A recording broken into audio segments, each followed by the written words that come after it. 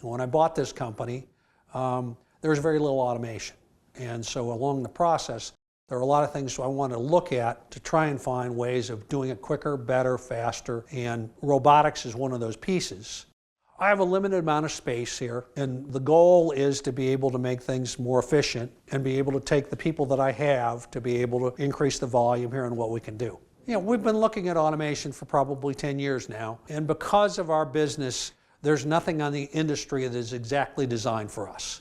And of course, robots have been out there for a long time, as well as robotic welding, but when you go out and look at it, you have to see something that really fits in your world. The MOD-WELD attracted me for a variety of reasons. Number one, it's a smaller size. Number two, the safety features, that I don't have to have a big fence around it or something. And number three is the programming. The programming is pretty straightforward and pretty easy. There's a lot of things you have to learn, but once you put that in there, the machine kind of takes over for you. This is the kind of machine I can see that I can train my people to go use it. We can tool it up to go do things and be able to do a lot more volume and a lot better quality at the same time.